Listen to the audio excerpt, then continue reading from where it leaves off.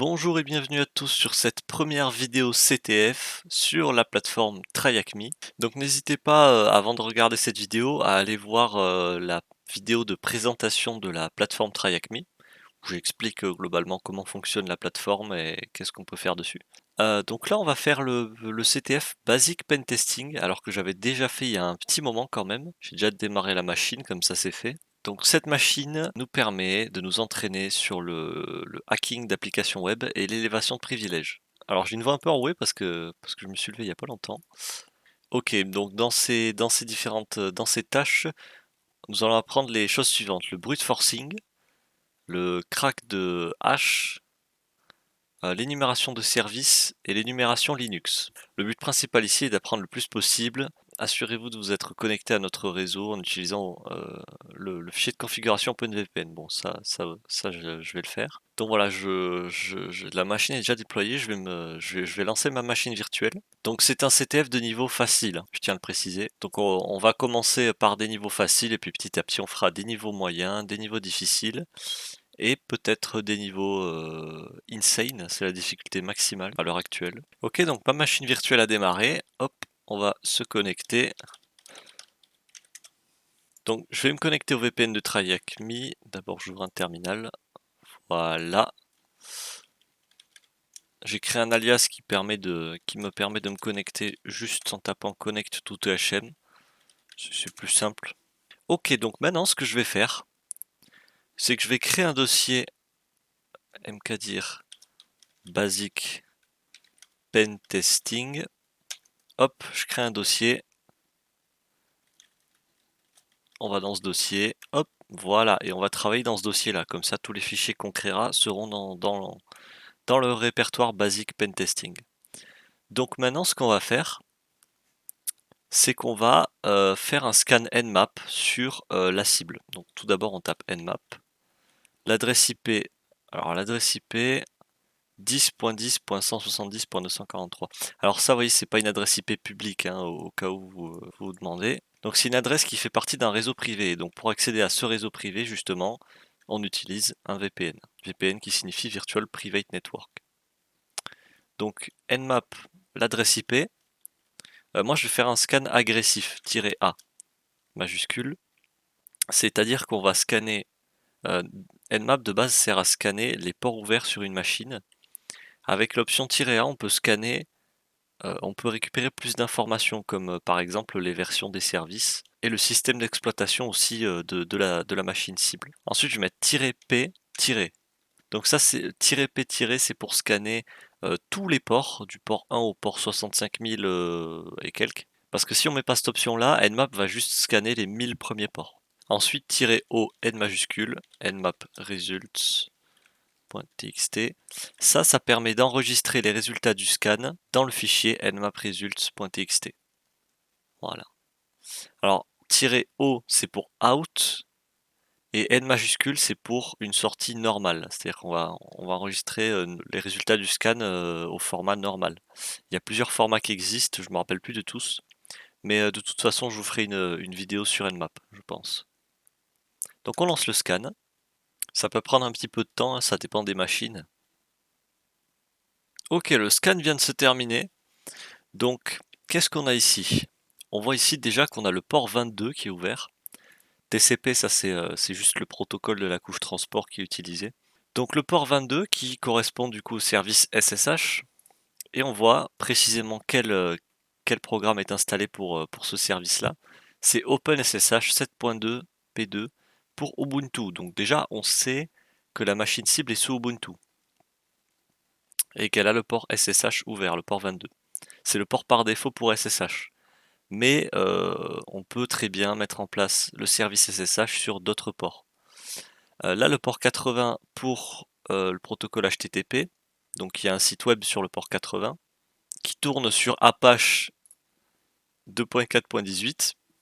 On a 2 ports ouverts ici qui correspondent à Samba. Donc Samba, ça permet de créer des partages de fichiers accessibles depuis le réseau. Le port 8009, alors ça, Apache JServe. Je ne saurais pas trop dire ce que c'est exactement. Faudrait que je regarde. Il me semble que c'est un serveur qui tourne en Java, mais je ne sais plus quelle est sa particularité.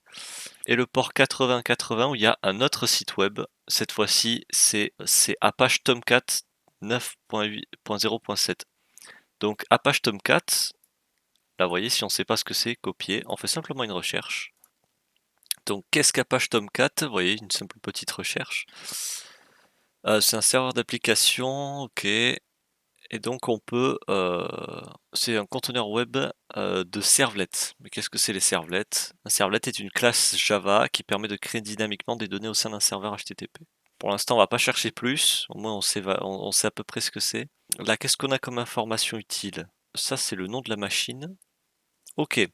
Donc maintenant, ce qu'on va faire, je vais faire un clear, hop, pour nettoyer le terminal. Ce qu'on va faire, c'est qu'on va aller jeter un œil sur le port 80. Donc on va utiliser notre navigateur, que j'aurais pas dû fermer d'ailleurs.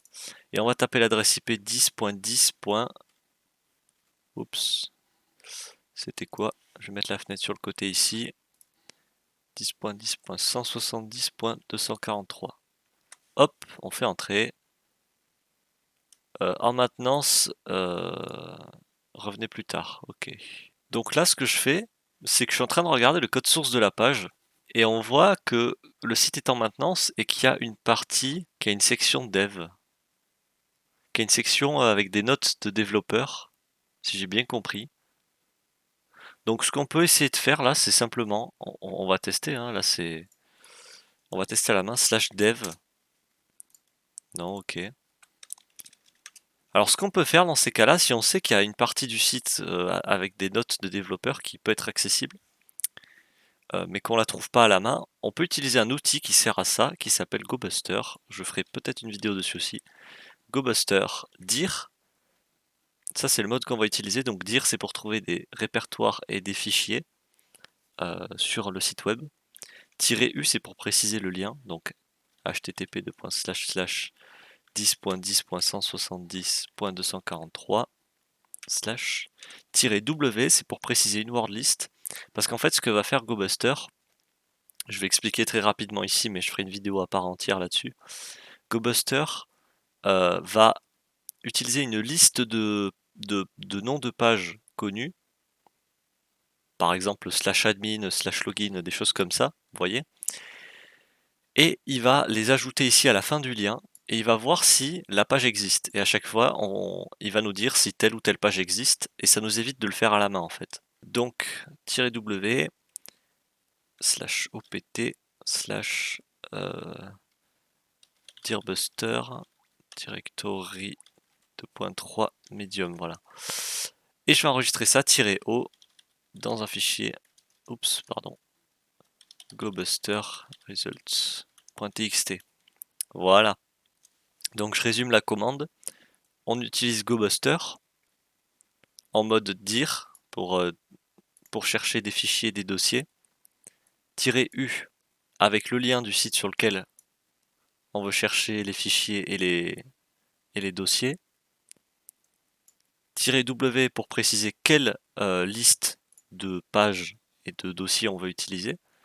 Donc moi j'utilise ça là, qui est fourni avec dirbuster, qui est un autre outil qui fait la même chose. Et -o pour enregistrer dans le fichier gobusterresults.txt. Hop, j'exécute. On voit la progression. Ah, et on voit déjà qu'on a trouvé une page /development. Donc pendant que le scan continue, ce qu'on peut faire, c'est aller jeter un œil à cette page, nous-mêmes, /development. J'ai mal écrit, pardon. Ah, et on arrive donc dans un dossier où il y a 2 fichiers texte. Ok. On va voir ce qu'il y a dans ces fichiers. On va regarder dans l'ordre. Donc on voit là que le service SMB, donc pour le partage de fichiers avec Samba, a été configuré par quelqu'un se nommant K. Pour l'instant, on n'a pas le nom entier, mais ok. Et il y a J qui s'est occupé d'installer Apache. Ok. Donc ici, rien de bien intéressant, mis à part 2 initiales qui peuvent nous donner une idée sur des potentiels noms d'utilisateurs. Ensuite, qu'est-ce qu'on a dans le deuxième fichier texte? /etc/shadow, c'est un fichier sous Linux qui contient les hashes des mots de passe des utilisateurs. Le fameux K a vérifié le fichier /etc/shadow pour s'assurer que personne n'utilisait de mots de passe faibles, et il a été capable de craquer le hash de J très facilement. Ce qui veut dire que ce fameux J là, dont on n'a pas le nom entier encore, utilise un mot de passe faible. Donc ça, c'est une information qu'on peut garder en tête. J utilise un mot de passe faible, qu'on pourra craquer par la suite peut-être. Donc maintenant, ce que je vais faire, c'est qu'on va retourner hop, sur notre terminal. Je vais ouvrir un deuxième terminal ici. Je vais laisser ça tourner en attendant, au cas où on trouve d'autres pages utiles.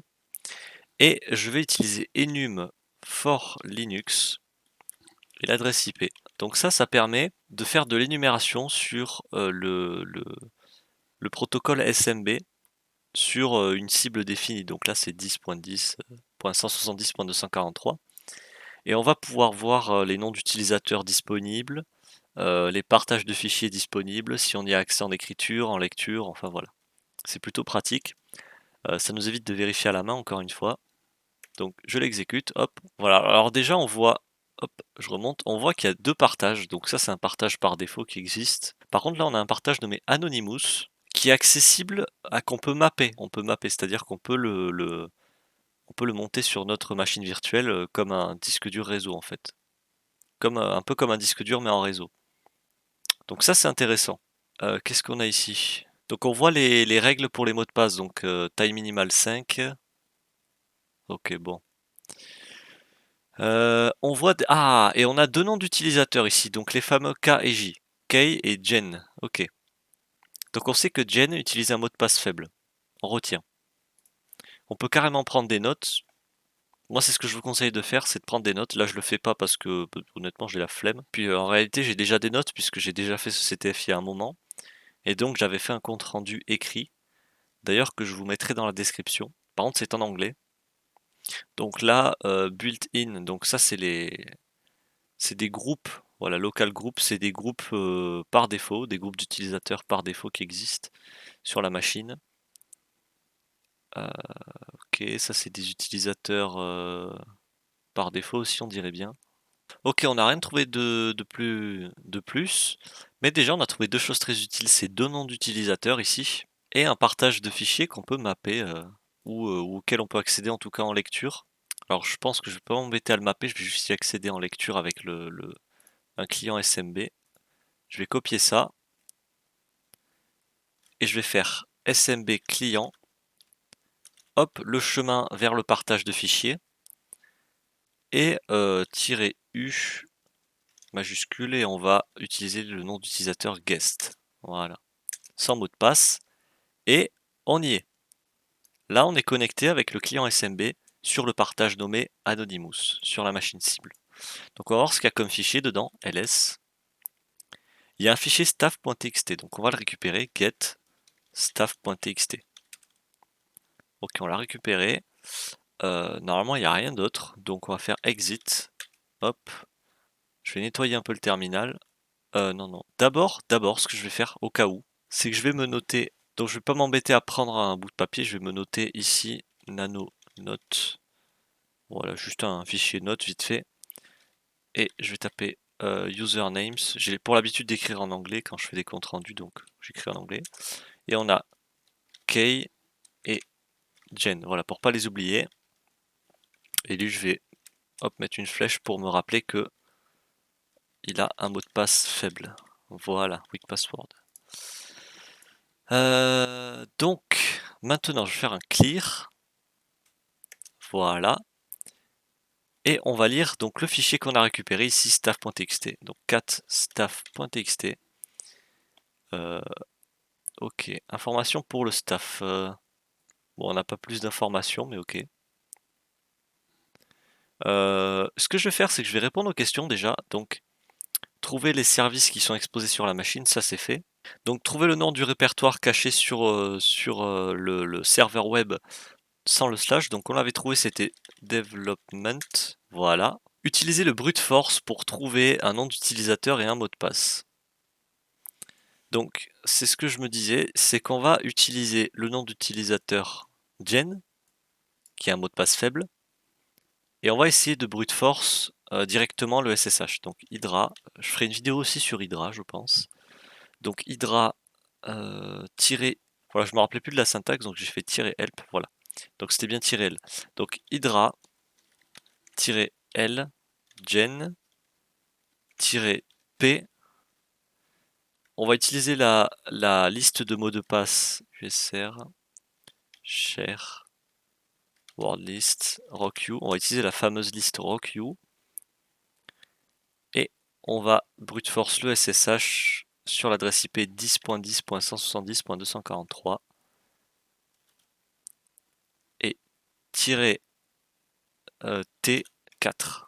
Voilà, donc T4 c'est pour préciser le nombre de threads, donc le nombre de tâches qui s'exécutent en simultané. Donc 4 c'est ce qui est conseillé, pas plus pour le protocole SSH. Donc je résume la commande, on utilise Hydra pour brute force, -L pour préciser le nom d'utilisateur, donc Jen, puisqu'on sait qu'il a un mot de passe faible, -P majuscule pour préciser une liste de mots de passe. Donc pareil que pour GoBuster, en fait on précise une liste de mots de passe à essayer là, au lieu que ce soit des pages web. Donc j'utilise celle-ci, rockyou.txt, et ensuite je précise que je brute force donc le SSH à l'adresse IP 10.10.170.243 et que j'utilise 4 tâches en simultané. Donc voilà, ce qui est conseillé pour le SSH, c'est de ne pas dépasser 4 tâches en simultané. Donc j'exécute la commande. Et donc là, ce que va faire Hydra, c'est qu'il va utiliser le nom d'utilisateur Jen et il va essayer plein de mots de passe qu'il y a dans cette liste de mots de passe ici, jusqu'à trouver le bon, et dès qu'il aura trouvé le bon, il nous le dira. Je ferai une vidéo aussi sur le concept du brute force. Donc ça peut durer assez longtemps. En attendant, ce que vous pouvez faire, c'est aller vous chercher un petit café. Moi, c'est ce que je vais faire. Et on se revoit dès que c'est terminé. Bon, donc en attendant, c'est toujours pas fini. Je vais continuer à répondre aux questions. Donc utiliser le brute force pour trouver un nom d'utilisateur et un mot de passe. Bon, je vais pas le mettre encore complété, mais on peut quand même passer à la suite. Quel est le nom d'utilisateur qu'on peut brute force? Donc c'est Jen, de toute évidence. Et le mot de passe, donc on le trouvera après. Quel service on utilise? Je peux déjà renseigner SSH, parce que je sais que ce sera ça, puisque c'est ce qu'on est en train de brute force. Donc on se connectera en utilisant le SSH, donc qui signifie Secure Shell. Ouais, donc je vous ferai une vidéo qui vous explique les différents protocoles de base de manière simple. Étant moi-même un débutant dans le domaine, j'essaierai de faire des vidéos adaptées aux débutants donc. Bon, on voit ici qu'on n'a rien trouvé d'autre utile. Alors /serveur statut, ça c'est juste, un truc qu'il y a de base sur les serveurs web. Ça n'a pas vraiment d'importance, on n'a pas besoin de ça, donc on peut l'ignorer. En plus, on a un code 403, donc je crois que c'est accès non autorisé, je crois. On va vérifier. HTTP code 403, je cherche là sur le côté. Forbidden, donc c'est ça, c'est non autorisé en gros. Donc on n'a même pas accès à ça de toute façon, donc on peut rien en faire. Donc je vais faire exit, voilà, hop. Pareil ici, non ici je vais garder mes notes de côté si jamais j'ai d'autres notes à prendre. Donc voilà, le brute force ça peut prendre un petit moment, ça peut durer 5 minutes comme ça peut durer une demi-heure. Pour le CTF en général, ça dure pas plus de 10 minutes s'il n'y a pas de problème, normalement. Ou 15 minutes à la limite. En général, ça dure vraiment pas trop longtemps. Mais dans des cas réels, ça peut durer extrêmement longtemps le brute force. Donc voilà. Donc je vous reprends dès que c'est terminé. Ok, on a enfin trouvé le mot de passe pour l'utilisateur Jen pour le SSH donc. Donc on va d'abord essayer de l'utiliser pour s'en assurer, mais normalement il n'y a pas de faux positif là. Donc SSH Jen l'adresse IP donc 10.10.170.243. Hop, oui. Je colle le mot de passe Armando et on est connecté en SSH. Donc on a un terminal en tant que Jen sur la machine basique 2, donc la machine cible.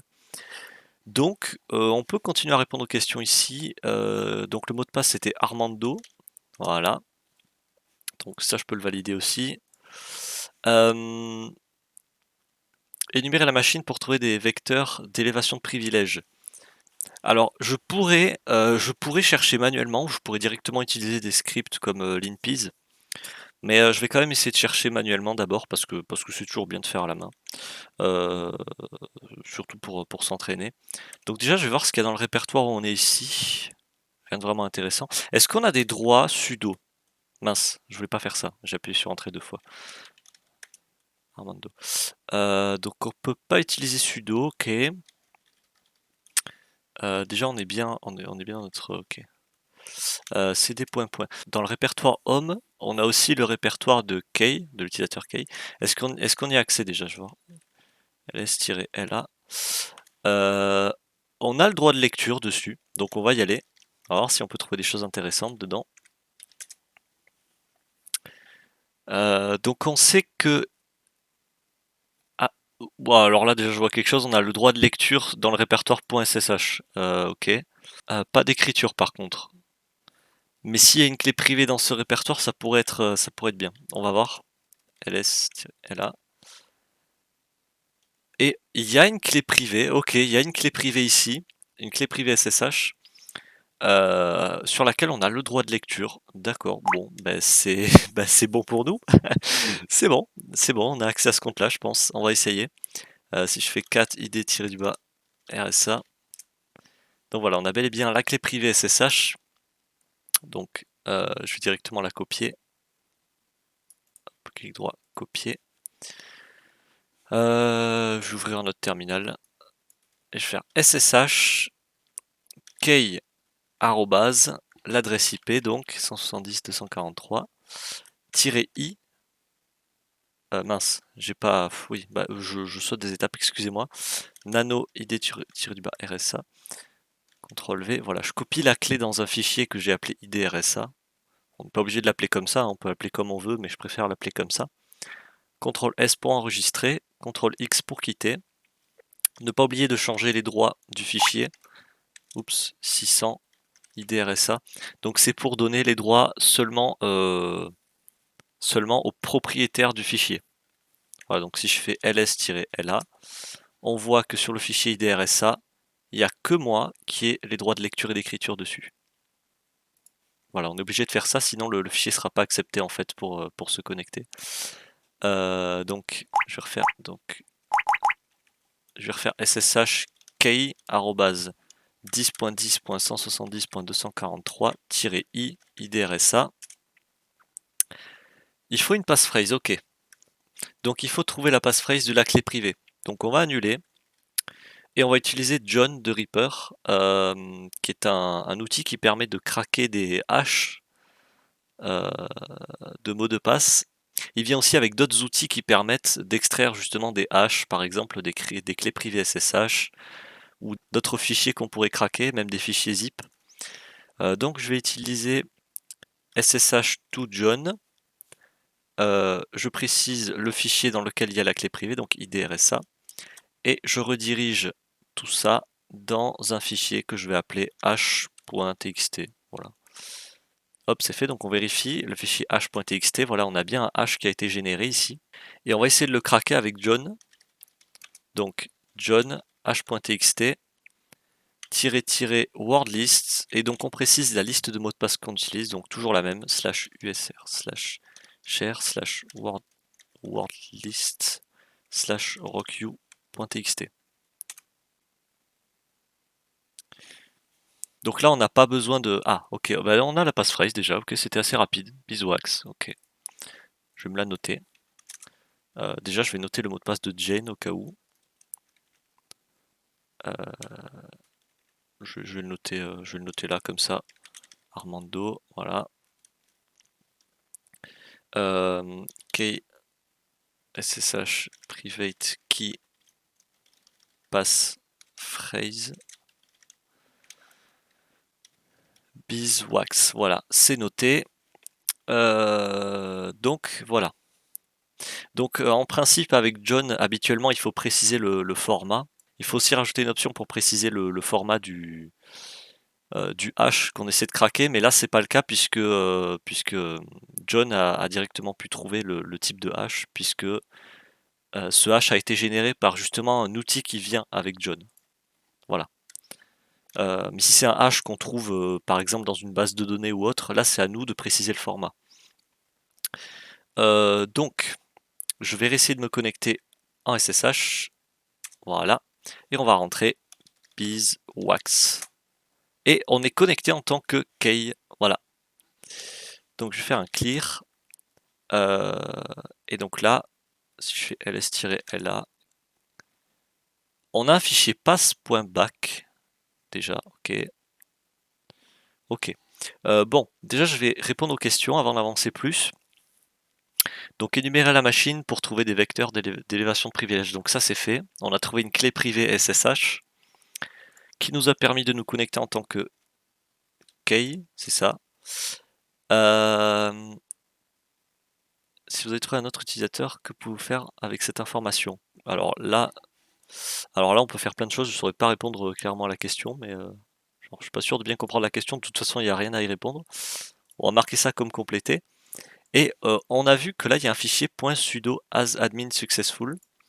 Donc on peut se dire que cet utilisateur a des droits admin, a des droits sudo. Donc on va faire sudo-l. Et on n'a pas son mot de passe. On va vérifier dans le fichier pass.back d'abord. Pass.back. Et là, on a un mot de passe, ok. On va copier ce mot de passe. Copier.